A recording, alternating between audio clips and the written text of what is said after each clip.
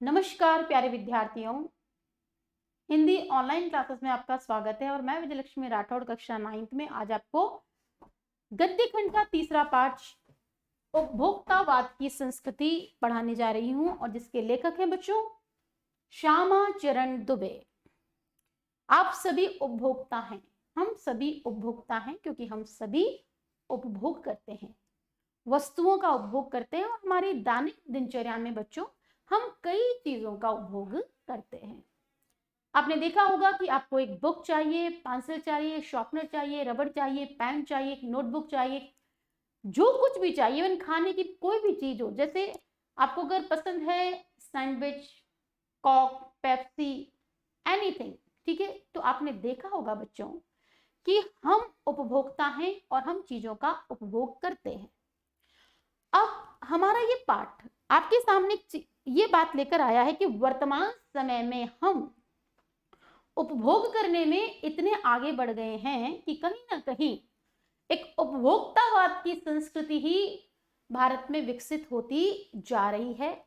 उसका दिखावा और उसका इतना बढ़ावा हो गया है कि कहीं ना कहीं हम अपनी अमूल्य राशि या जो हमारा जो धन होता है इस उपभोग के वस्तुओं को खरीदने में ही क्या कर रहे हैं, व्यर्थ खर्च कर रहे हैं। और इसको बढ़ावा दे रही है हमारा टेलीविजन, ठीक है, मोबाइल में आने वाले, नेट पर आने वाले एडवर्टाइजिंग। और उस एडवर्टाइजिंग में आपने देखा होगा कि उन विज्ञापनों को इतना सुंदर सजाकर प्रस्तुत किया जाता है कि बच्चा ही क्या, बड़ा भी और बूढ़े भी उन कह सकते विज्ञापनों से आकर्षित हुए बिना नहीं रहते। यहाँ लेखक ने हमें विचार करने पर क्या किया है, एक कोशिश की है कि हम इस बात पर विचार करें कि हम किस दिशा में जा रहे हैं। क्या ये उपभोक्तावाद की संस्कृति हमारी भारतीय संस्कृति के मूल्य या कह सकते विशेषताओं को कोई धक्का तो नहीं लगा रही है, क्योंकि कई बार होड़ा होड़ी में हम कुछ अपना ही नुकसान कर बैठते हैं।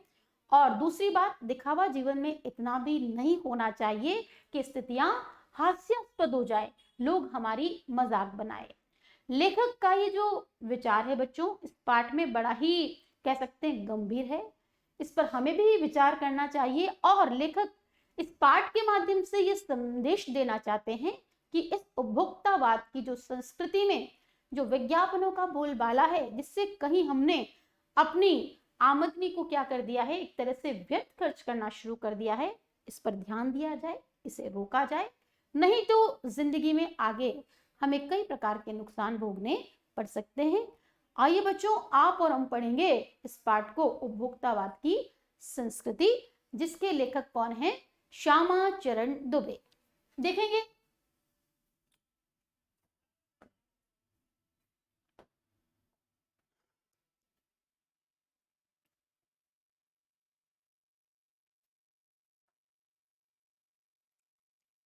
आपके सामने बच्चों स्क्रीन पर चित्र है लेखक श्यामा चरण दुबे का। लेखक परिचय से अवगत होते हैं।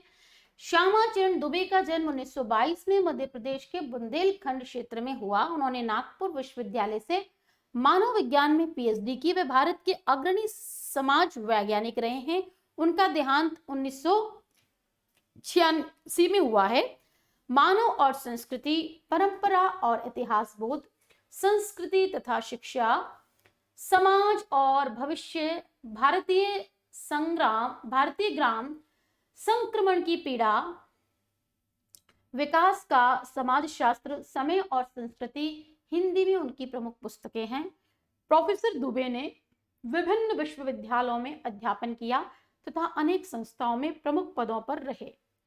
जीवन, समाज और संस्कृति के ज्वलंत विषयों पर उनके विश्लेषण एवं स्थापनाएं उल्लेखनीय है। भारत की जनजातियों और ग्रामीण समुदायों पर केंद्रित उनके लेखों ने बृहत समुदाय का ध्यान आकर्षित किया है। वे जटिल विचारों को तार्किक विश्लेषण के साथ सहज भाषा में प्रस्तुत करते हैं। देखेंगे बच्चों, हमने ध्यान दिया कि इनकी रचनाओं के अतिरिक्त देखते हैं कि इन हिंदी में उनकी प्रमुख पुस्तकें हैं। प्रोफेसर दुबे ने विभिन्न विश्वविद्यालयों, विश्वविद्यालय कहते हैं बच्चों स्कूल के ऊपर भी जो कॉलेज होती है और कॉलेज के ऊपर भी जो यूनिवर्सिटी काम करती है, तो यूनिवर्सिटी में इन्होंने पढ़ाया है। और अनेक संस्थानों में प्रमुख पद पर ये भी रहे हैं। जीवन, समाज और संस्कृति के जो गहरे विषय हैं उन पर इन्होंने क्या किया है, अपना अध्ययन किया है, विश्लेषण किया है और स्थापनाएं भी दी है। साथ में देखेंगे हम कि जो जनजाति है, जो ग्रामीण समुदाय है, उस पर भी इन्होंने बड़े अच्छा लिखा है, इनके लेख हैं। और हम देखेंगे कि जटिल विचारों को एक तर्क बनाकर, एक अच्छा सरल विचार बनाकर विश्लेषण के साथ उसको सरल भाषा में ये प्रस्तुत करते हैं। आगे देखेंगे उपभोक्तावाद की संस्कृति। उपभोक्तावाद की संस्कृति निबंध, साहित्यिक दृष्टि से बच्चों हम ये कहेंगे ये किस कोटि में जाता है, ये निबंध की कोटि में जाता है। हम देखेंगे कि ये कहानी नहीं है, ये उपन्यास नहीं है, ये किस में जाएगा, निबंध है ये, कि बाजार की गिरफ्त में आ रहे समाज की वास्तविकता को प्रस्तुत करता है कि किस तरह से हम लोगों के जीवन पर बाजार हावी हो गया है। लेखक का मानना है कि हम विज्ञापन की चमक दमक के कारण वस्तुओं के पीछे भाग रहे हैं। आप बच्चों टीवी देखते हैं और टीवी पे आपको कई तरह के साबुन के विज्ञापन दिखेंगे, कई तरह के शैम्पू के विज्ञापन दिखेंगे, कई तरह के क्रीम के विज्ञापन दिखेंगे। और जब भी आपकी ऑनलाइन क्लासेस चालू है उसके बावजूद भी आप देखेंगे कई तरह की ऑनलाइन क्लासेस के विज्ञापन भी आपको देखने को मिलेंगे। For example Byju's, right. इसके अतिरिक्त आप देख रहे हैं वेदांतु। इस तरह से आप देखेंगे कि विज्ञापनों की दुनिया धड़ाधड़ आगे हम पर हावी होती ही जा रही है। देखेंगे हमारी निगाह गुणवत्ता पर नहीं है। देखिए अब इस विज्ञापन में हम देखेंगे, बात करेंगे, गुणवत्ता का अर्थ होता है बच्चों क्वालिटी। जो चीज हम खरीद रहे हैं क्या वास्तव में वह गुण है उसमें, वो योग्यता है उसमें, तब तो उसको खरीदा जाए। यदि वह हमारे लिए काम की है, हमारे लिए लाभदायक है तो उसे खरीदा जाए। नहीं तो देखा देखी करके जो चीज हमारे लिए आवश्यक ही नहीं है और जिसमें गुणवत्ता भी नहीं है उसको खरीदना बच्चों फिजूल खर्ची होती है। देखेंगे आगे कि संपन्न और अभिजन वर्ग द्वारा प्रदर्शन पूर्ण जीवन शैली अपनाई जा रही है। हमारे समाज का वह तबका, हमारे समाज का वह वर्ग जो बहुत ही पैसे वाला है, हम कह सकते हैं वह अमीर लोग, और यहाँ कहा गया है अभिजन वर्ग यानी वह संपन्न परिवार, अमीर परिवार क्या करते हैं, प्रदर्शन पूर्ण जीवन शैली, दिखावे की एक ऐसी जिंदगी को लोगों के सामने रखते हैं जिससे कि अन्य लोग भी उनके आकर्षण में आते हैं। जब आप किसी अमीर दोस्त के घर जाएंगे और वहां जब उसके घर की चमक दमक देखेंगे, वहां की रौनक देखेंगे, तो निश्चित रूप से बच्चों उस दिन ये लगेगा कि अरे मेरे पास तो कुछ नहीं है, मेरे माँ बाप तो बड़े ही गरीब हैं। जो कुछ ऐशो आराम है, जो जिंदगी का आनंद है, वो तो क्या है, सिर्फ मेरे दोस्त के घर पर ही है। देखेंगे जिसे सामान्य जन भी ललचाई निगाहों से देखते हैं, और आप और हम बच्चों किस में आते हैं, सामान्य जन में आते हैं। यह सभ्यता के विकास की चिंताजनक बात है। और लेखक कहते हैं कि यदि हम मानव सभ्यता के विकास की बात करें तो ये तो बहुत ही बड़ा चिंता का विषय है, क्योंकि ऐसी व्यवस्था में समाज अमीर और गरीब दो भागों में बंट गया है। अमीर लोगों को गरीब लोग ललचाई आंखों से देखते हैं, उस वर्ग तक तो नहीं पहुंच पाते हैं, लेकिन अपने जीवन में भी सुकून का अनुभव है नहीं करते हैं। देखेंगे अपन जिसे उपभोक्तावाद ने परोसा है, और यह स्थिति किसके कारण हुई है, उपभोक्तावाद की संस्कृति के कारण। लेखक की यह बात महत्वपूर्ण है कि जैसे जैसे ये दिखावे की संस्कृति फैलेगी, सामाजिक अशांति और विषमता भी बढ़ेगी। अब आप देखेंगे कि समाज में क्या होगा, इस दिखावे की प्रवृत्ति यदि बढ़ती ही चली जाएगी तो एक दिन समाज में क्या होगा बच्चों, अशांति आ जाएगी। जो समाज भी शांति से चल रहा है उसमें अशांति, क्योंकि अमीरी गरीबी का भेद बढ़ेगा, वर्ग भेद बढ़ जाएगा। एक जीवन दूसरे जीवन में जब जाने की कोशिश करेगा, लेकिन उसकी आर्थिक व्यवस्थाएं, उसकी आमदनी जब उसे अलाउ नहीं करेगी तो निश्चित रूप से वो क्या करेगा, कुछ गलत कार्य करेगा, और गलत कार्य करते से ही निश्चित रूप से समाज में अशांति होगी, विषमता भी बढ़ेगी। सोचिए बच्चों, एक व्यक्ति है बड़ी ईमानदारी से पैसे कमाता है, लेकिन एक व्यक्ति है जो ईमानदारी के साथ ऊपर नीचे का काम करके, रिश्वतखोरी करके, चोरी चाकारी करके और दूसरा कई तरह का उल्टा पुल्टा काम करके अगर लोगों को नुकसान पहुंचाकर अधिक पैसे कमाकर अपनी दिखावेपूर्ण जिंदगी जीता है, तो एक दिन ईमानदारी से जीवन जीने वाले व्यक्ति में के मन में ये आएगा कि इन ईमानदारी के मूल्यों को अगर मैंने अपनाया है तो फिर उसके बावजूद भी मेरे जीवन में तो ऐसा कुछ भी नहीं है। तो इस तरह से हम देखेंगे कि कहीं ना कहीं ये जो उपभोक्तावाद की संस्कृति है, ये क्या कर रही है, समाज में अशांति और विषमता को आगे बढ़ा सकती है। आइए बच्चों, आप और हम देखते हैं लेखक ने इस निबंध में हमारे साथ अपने विचारों को कैसे साझा किया है। देखेंगे उपभोक्तावाद की संस्कृति। धीरे धीरे सब कुछ बदल रहा है। एक नई जीवन शैली अपना वर्चस्व स्थापित कर रही है। वर्चस्व का अर्थ होता है बच्चों प्रभाव, ठीक है। उसके साथ आ रहा है एक नया जीवन दर्शन, उपभोक्तावाद का दर्शन। जीवन शैली जैसे ही बदली तो जीवन दर्शन भी बदलने लगा, और वो दर्शन लेखक ने क्या कहा है, ये उपभोक्तावाद का दर्शन है। उपभोक्तावाद को लेकर के क्या समाज में है, देखिए, उत्पादन बढ़ाने पर जोर है। चारों ओर हर कोई व्यक्ति चाहता है कि उसका उत्पादन बढ़ जाए। चारों, यह उत्पादन आपके लिए है, और उत्पादन भी किसके लिए, जनता की आवश्यकताओं की पूर्ति के लिए है, आपके भोग के लिए है।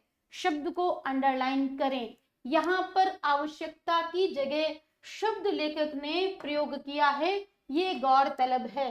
लेखक ने ये कहा आवश्यकता नहीं, ये आपके भोग के लिए है, क्योंकि मनुष्य की ऐसी प्रवृत्ति बनती चली जा रही है कि वह खूब सुख भोगे, ठीक है ना। पहले इंसान अपने परिवार में जैसा भोजन बनता था उस भोजन को खाकर आनंद और तृप्ति महसूस करता था।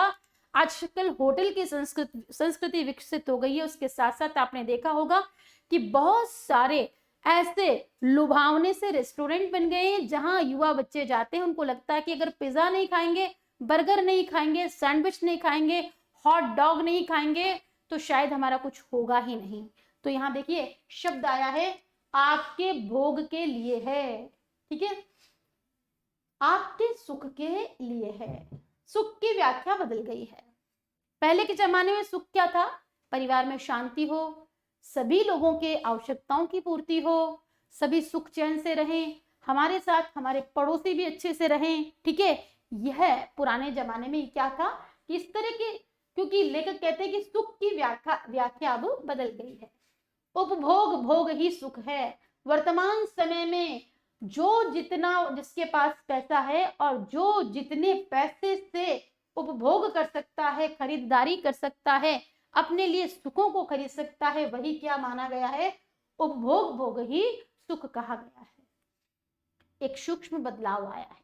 लेकिन कहना चाहते हैं हाँ, एक महीन सा नई स्थिति में उत्पाद तो आपके लिए है, पर आप ये भूल जाते हैं कि जाने अनजाने आज के माहौल में आपका चरित्र भी बदल रहा है। आपका चरित्र भी बदल रहा है। आप उत्पाद को समर्पित होते जा रहे हैं। उपभोक्तावाद की संस्कृति ने आपको ही क्या बना दिया है, एक तरह से उत्पाद के लिए साधन बना दिया है। अब आप धीरे धीरे उन्होंने आपकी आवश्यकताओं को ऐसा बढ़ा दिया है कि आप उस चीज के बिना रहते ही नहीं हैं। अगर आप फेयर एंड लवली क्रीम लगाते हैं तो आपको फेयर एंड लवली क्रीम ही चाहिए, ठीक है। आप अगर क्लोजअप यूज करते हैं, ठीक है, टूथपेस्ट, जो ब्रांडेड टूथपेस्ट आप यूज करते हैं आपको वही चाहिए। तो कहीं ना कहीं उत्पाद को कौन समर्पित होते जा रहे हैं, हम समर्पित होते जा रहे हैं, और वह महंगा उत्पाद अब हमारी जीवन शैली पर और हम पर क्या हो रहा है, हावी हो रहा है। बात करेंगे विलासिता की सामग्रियों में। विलासिता की सामग्रियों में बच्चों देखो, विलासिता किसे कहते हैं समझेंगे जरा। विलासिता का अर्थ होता है जरूरत से ज्यादा आराम को बढ़ाने वाली चीजें, ठीक है। आराम जरूरी है, लेकिन अत्यधिक आराम को बढ़ाने वाली चीजें किसकी श्रेणी में चली जाती है? विलासिता की श्रेणी में। तो विलासिता की सामग्रियों से बाजार भरा पड़ा है, जो आपको लुभाने की जी तोड़ कोशिश कर रहा है। और बाजार में ऐसे सामान ढेरों होंगे। आप जब किसी मॉल में चले जाएं, किसी हैंडलूम में चले जाएं, तो वहां पर सजे धजे सामान क्या करेंगे? आपको अपनी ओर खींचेंगे। आप कोशिश भी करेंगे तो वो इतने आकर्षित तरीके से सजाए गए होते हैं कि आपका मन करेगा, अरे हाँ, ये तो ऐसा सोफा तो मेरे पास नहीं है, ये गद्दा तो मेरे पास नहीं है, अच्छा ये देखो, ये किस तरह की नई मशीन आई है, अरे वाह, इससे तो माथे की मसाज बड़ी अच्छी हो रही है। तो इस तरह से वो क्या करते हैं, यहां देखेंगे आप, आपको लुभाने की जी तोड़ कोशिश में निरंतर लगी रहती है। दैनिक जीवन में काम आने वाली वस्तुओं को ही लीजिए। अब बात करते हैं, टूथपेस्ट चाहिए तो ये दांतों को मोती जैसा चमकीला बनाता है। विज्ञापन आते हैं, आपने देखे हैं, और आप देखते हैं कि वहां उन विज्ञापनों को इतना अट्रैक्टिव बनाया जाता है कि दांतों को कैसा चमका देगा, मोती जैसा। यह मुंह की दुर्गंध हटाता है। दुर्गंध का अर्थ होता है बच्चों बदबू। यह मसूड़ों को मजबूत करता है। कौन सा? यह मसूड़ों को मजबूत करता है। टूथपेस्ट के लिए एडवर्टाइजिंग में ऐसी लाइनें होती है। यह पूर्ण सुरक्षा प्रदान करता है। आपने देखा होगा कि कई बार जो विज्ञापन आते हैं उसमें यंगर्स को लिया जाता है, ठीक है, उनकी सांसों की खुशबू को बताया जाता है। ऐसे ऐड जो होते हैं आपने देखा होगा, वह सब करके जो 3-4 पेस्ट अलग अलग करते हैं। किसी पेस्ट का मैजिक फार्मूला है, तो कोई बबूल नीम के गुणों से भरपूर है, और कोई ऋषि मुनियों के द्वारा स्वीकृत मान्य वनस्पति खनिज तत्वों के मिश्रण से बना है। ये देखिए, आप देख रहे हैं, एक टूथपेस्ट के लिए इतने सारी लाइनें होती है, इतनी सारी बातें होती है। और तो और लोगों ने क्या किया है कि ये टूथपेस्ट तो क्या है कि ऋषि मुनियों ने जो दवाएं, जो जड़ी बूटियां बताई है, और लोगों की मानसिकता को लुभाने के लिए कि अरे भाई ऋषि मुनियों ने कुछ कहा होगा तो निश्चित रूप से इसमें कुछ बात होगी। तो यहाँ क्या है, ये एक तरह का अपन देख सकते हैं, आपको लुभाने की प्रक्रिया है। ये सारे ही विज्ञापन क्या कर रहे हैं, आपको लुभा रहे हैं। जो चाहे चुन लीजिए। यदि पेस्ट अच्छा है तो अच्छे पेस्ट के साथ फिर आपको खर्च करना पड़ेगा ब्रश भी, ठीक है। अब आपने देखा होगा कि ब्रश भी कैसा होना चाहिए, फैट फ्लेक्सिबल होना चाहिए। आपने देखा होगा कि ब्रश के जो दांत बनाए गए हैं, ठीक है ना, जिससे कि आप रब करते हैं, तो उसमें भी ऊपर नीचे की संरचना में उसको और भी अट्रैक्टिव बना दिया है। बच्चों के लिए उसमें नई नई चीजें ऐसी स्माइली वगैरह जोड़ दी गई है, जिससे कि बच्चे क्या कहते हैं, नहीं मुझे तो यही ब्रश चाहिए। तो आप देख रहे हैं कि खर्च पेस्ट पर, फिर ब्रश पर, इस तरह से आगे आगे बढ़ता चला जाएगा। अब हम देखेंगे आकार, रंग, बनावट, पहुंच और सफाई की क्षमता में अलग अलग एक से बढ़कर एक। मुंह की दुर्गंध से बचने के लिए अब आपको माउथ वॉश भी चाहिए। अगर आपको मुंह की बदबू से बचना है बच्चों, तो देखिए, सबसे पहले आपने क्या लिया, पेस्ट, फिर ब्रश, और अब आपकी आवश्यकता क्या हो गई, माउथ वॉश, ठीक है। देखेंगे हम,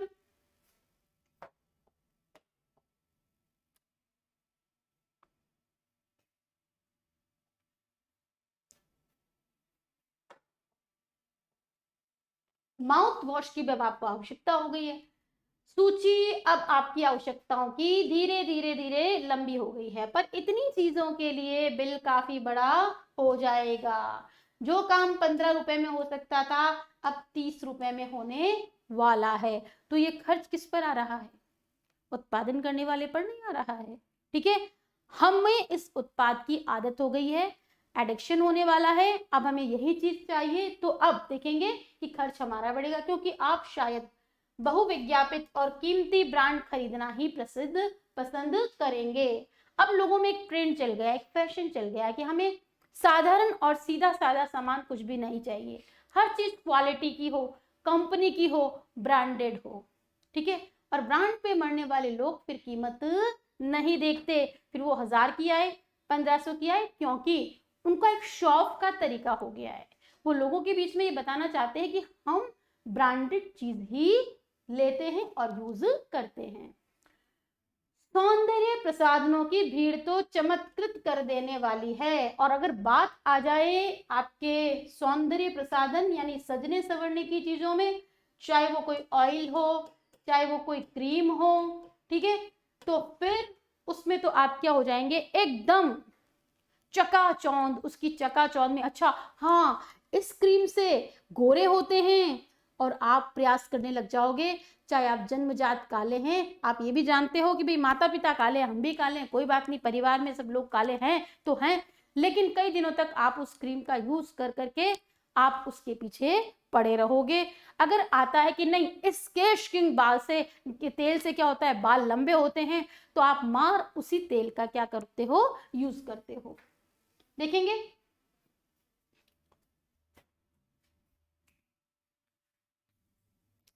तो बच्चों, बात जब आती है कि हर माह उसमें नए नए उत्पाद जुड़ते जाते हैं, इस महीने ये क्रीम लॉन्च हुई तो अगले महीने कुछ और, ठीक है, तो इस तरह से उत्पाद तो आपके सामने आते ही जाएंगे।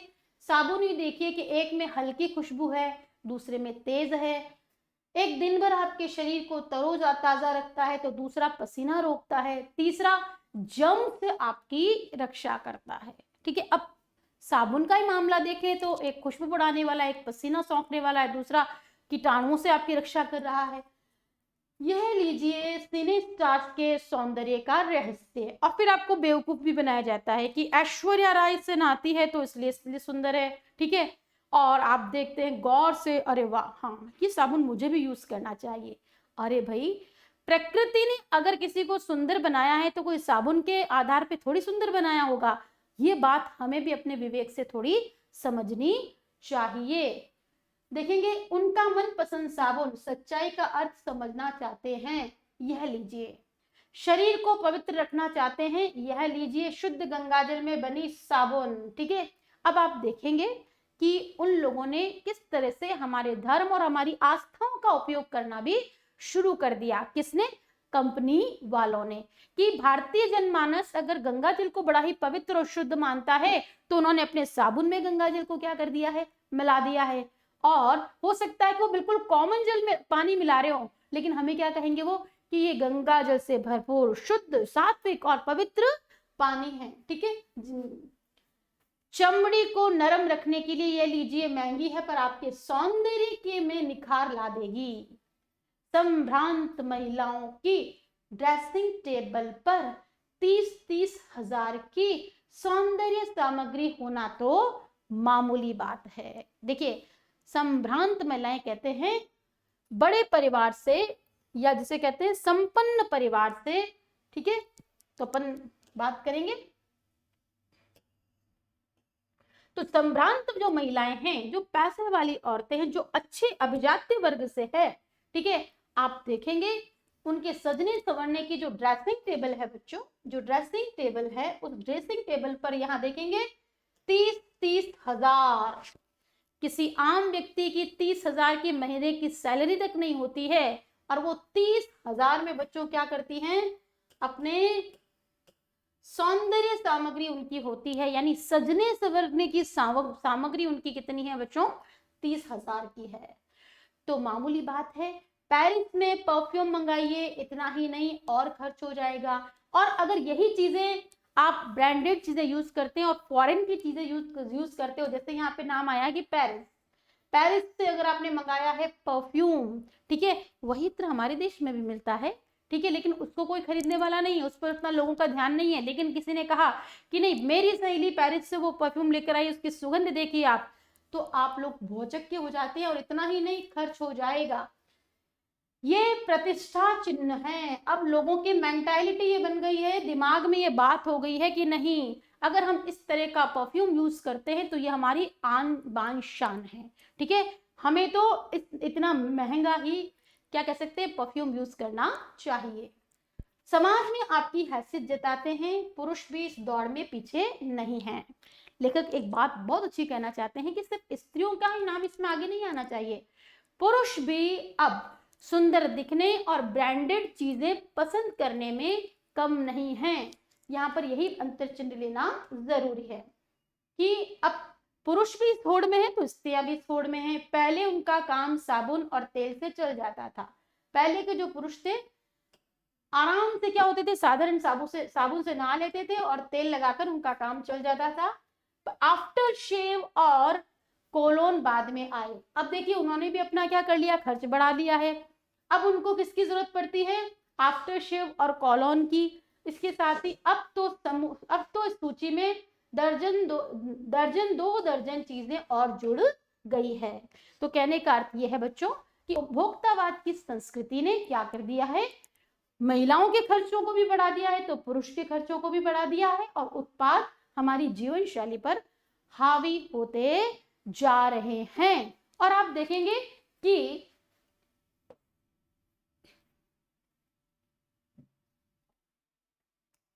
छोड़िए इन सामग्री को, वस्तु और परिधान की दुनिया में आइए।